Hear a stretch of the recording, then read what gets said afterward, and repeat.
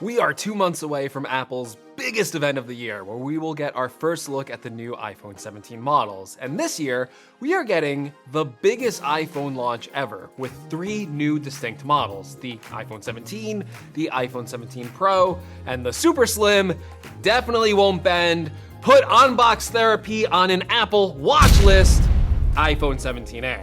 In fact, we know almost everything about these new iPhone models, including how they'll look, what the key differences between them are, and some insights we can get from Apple's new iOS 26 software, because this design is starting to make a lot more sense with liquid glass. Let's start with the iPhone 17. This is Apple's cheapest iPhone model, and as a result, it won't be getting any major new design changes this year. Yes, this is an iPhone 16. I didn't go out and buy fake 3D models of the iPhone 17. I have integrity. It's not that I'm cheap, it's that I have integrity.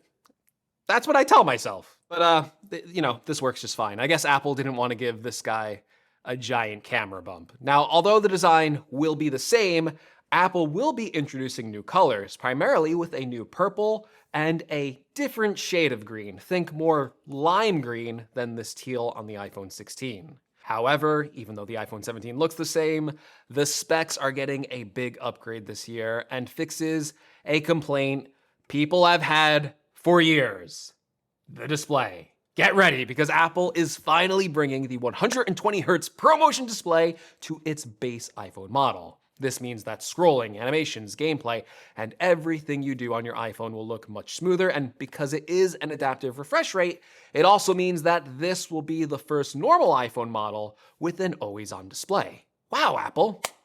You're really going all out this year. Apple is primarily bringing the 120Hz display to all iPhone models this year to really help sell the realistic animations and lighting effects with its new liquid glass design, and it will also help differentiate this iPhone model from the budget iPhone 16. Finally, people can stop complaining in the comments about a lack of a 60Hz display. They can find something completely new to complain about now, like how the iPhone 17 still won't get you a date. Actually, that's not accurate, considering it's Android users that have trouble in the dating realm, probably because they use phones that look like this. I mean, ugly on the inside and on the outside, am I right? Now, the iPhone 17's rear camera is not rumored to receive any huge upgrades this year, so if you have an iPhone 16, it'll be the same.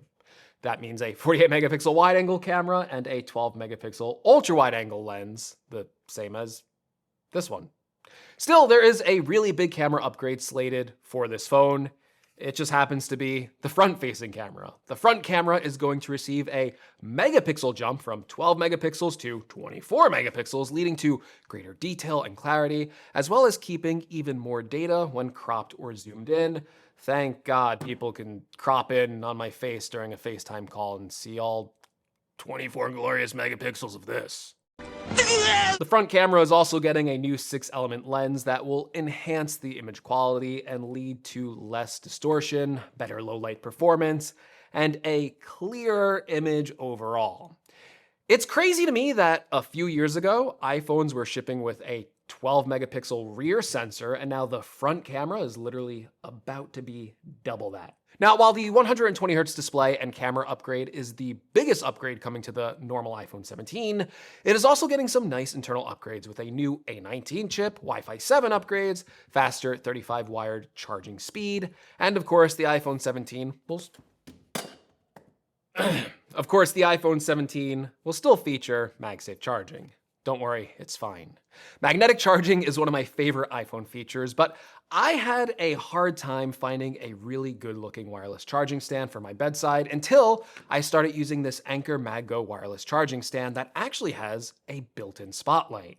The spotlight creates a really cozy atmosphere with its soft lighting, especially at night, where it doubles as an easy-to-reach nightlight that's powerful enough to let me read a book in bed. I can even change the brightness and color temperature with just a touch, and the lighting looks so clean with a very minimalistic and sleek design. I really hate how much tech I have that looks like it was designed for a server room and not a home, but this looks aesthetically more like a lamp than a wireless charger. Even though it looks great, this is from Anker, so it has all the nerdy tech specs you would want from a wireless charger, like 15 watts of fast Qi2 charging with MagSafe compatibility, And the stand is also adjustable, so you can charge your iPhone horizontally and get a really nice alarm clock setup with Apple Standby mode, or go vertically where you can still use your phone to scroll through TikTok or take a FaceTime call. It also adjusts all the way up if you'd rather have a flat charger where you can just drop down your phone and go, no fussing with cables or fiddling with cords, and it's just a much cleaner setup for an area like your bedroom. So if you're sick of your charging tech looking a little too much like tech, click the link in the description to get your Anker Spotlight, or search Anker Stand with Spotlight Charger on apple.com. Wait, Apple sells this on their website? It got the Apple seal of approval? Why did they get me to read an ad? Everyone already knows this thing looks great if it's on Apple's website. If Apple's selling it, it looks good. I guess thank you, Anker, for sponsoring this video. All right, now that Greg can pay his bills for the month, let's talk about the iPhone 17 Pro. It is the phone that most people are excited for, and I think it largely has to do with the new design. Now, most of you probably know that Apple is replacing the current square camera bump with a giant camera island that goes across the entire top of the phone. This camera island will be made of glass and sapphire like the current model. And I think we're all wondering, why is Apple doing this? Why are they doing a new design? Because this does look strange at first. But after seeing iOS 26, I can see why they designed it this way. It'll go right along with the new floating liquid glass style of the iPhone's new software. I think Apple will draw this comparison on stage, and I think when we see the final polished version, not just these 3D renders, it will be more apparent how it goes with the new software design language. But already it clearly looks very different from the previous Pro iPhone models, but I think the bigger design change is something a lot less noticeable. And that would be the change from titanium to aluminum. Apple may be doing this to achieve a new unibody housing for the iPhone 17 Pro, where the back of the phone will have a hybrid aluminum and glass design. Basically, it will be more durable and still have the ability to wirelessly charge, so you can use it with the Anker MagGo Spotlight charger. They didn't pay me for that one. That one is free, Anker. Everybody gets one. The other reason they might be switching to aluminum is just because it would make the iPhone 17 Pro models weigh less than the previous 16 Pros. But in a way, this is a design step backwards. Aluminum has been used on the normal iPhone models for years, and the Pro iPhone models have always used either stainless steel or titanium bodies since the iPhone X. So even though the camera island adds a visual difference, the aluminum body makes the Pro models more like the regular iPhone models. And I think by the end of this video, you might see why the regular iPhone 17 may be the sleeper hit this year. Now forget everything else, because the new color this year could make up for that, because Apple apparently is going to release a new sky blue color for the iPhone 17 Pro. This was totally a mistake. I didn't mean to wear this color shirt.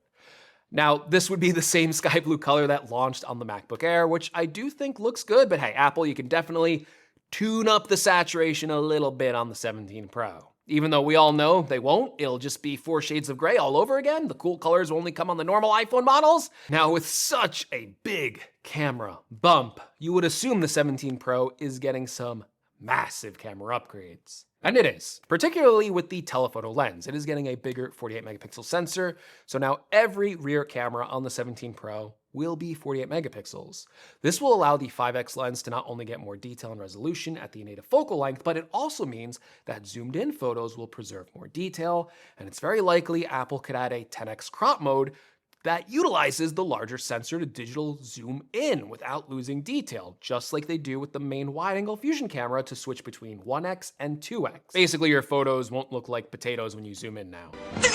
48 megapixels on every lens also means that Apple can now do 8K video. I think one of the reasons they were hesitant to add 8K video before was because if they needed to switch between the telephoto and the main wide-angle and ultra-wide-angle, well then they would have to limit it. You wouldn't be able to do 8K on the telephoto, right? You would need the 48 megapixel sensor. So now that all of them have a 48 megapixel sensor, 8K video will probably be coming this year. Internally, the 17 Pro and Pro Max should also benefit from bigger sized batteries and an A19 Pro chip with 12 gigabytes of memory, while the standard models only get 8 gigabytes. Besides the better Pro chip, Apple is also planning to add vapor chamber cooling, which could be the bigger deal here because enhanced cooling will lead to better long-term sustained performance. This should be really helpful, especially during intensive activities like gaming or editing, or running the iOS 26 beta.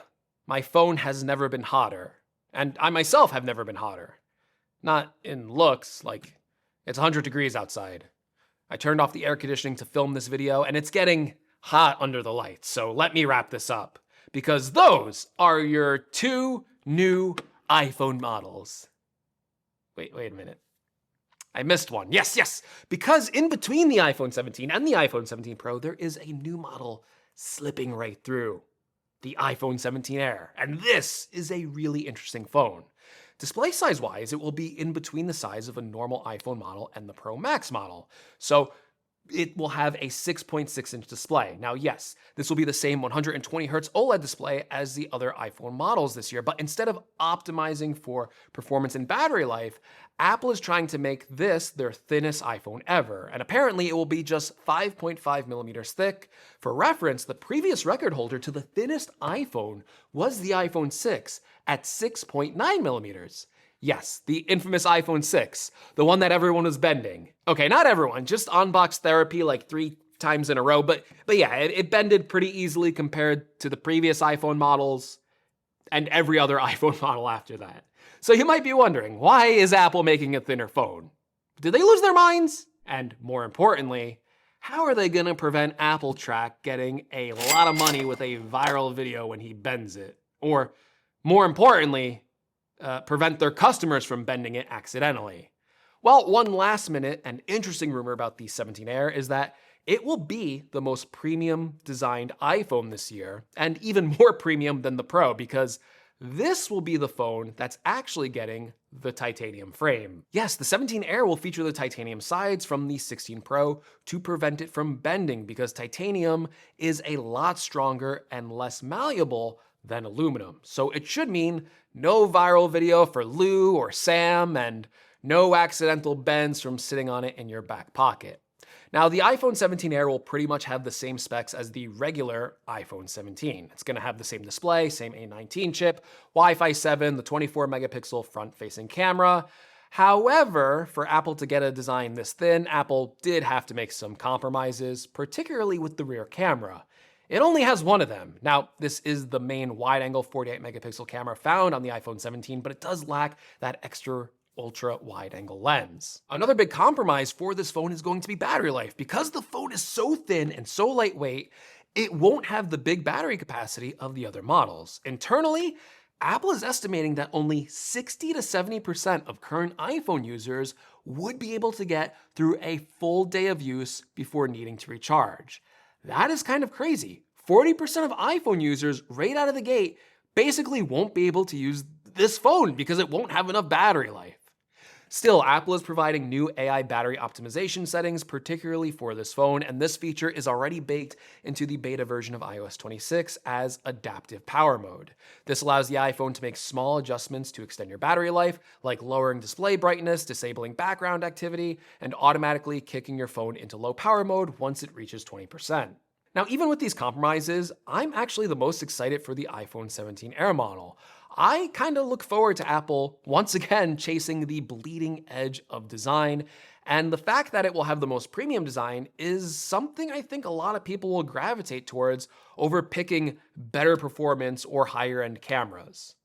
Although the battery life probably will be the ultimate deciding factor for most users. All right, now what about pricing? This is actually the biggest toss-up right now, and Apple is still debating which price to set for the iPhone 17 lineup. When rumors first began, we were expecting smooth sailing with pricing similar to the iPhone 16, starting at $799, and the Air starting at $899, taking over the Plus model, and the Pro would start at $999 and the Pro Max at $1,200. However, the big T word, tariffs, could affect the price going forward, and Apple may raise prices across all models this year by $100. Either way, if the current pricing remains somewhat close, I think the iPhone 17 actually looks like it might be the best valued model this year, and may win over a lot of the Pro users because of the 120 Hz display. The iPhone 17 Air is the most interesting model, but let's be honest, if you're paying for looks and not specs, this will probably be the worst valued iPhone when you look at it from that perspective. The 17 Pro and Pro Max will look pretty different, have nice camera upgrades, better performance, and so on, but if every model is getting 120 Hz this year, it may end up selling less than it usually does, although I still think a lot of people are going to buy the Pro just to get the Pro Max model with the giant 6.9-inch display. The iPhone, of course, will be announced and released at Apple's September event, and there's a lot more products being announced than just iPhones. If you want to know more about these products, get subscribed because I have some more details upcoming about this event. And as always, if you like the video, drop a like, and I'll see you in the next one. It's hot. I'm turning on the air.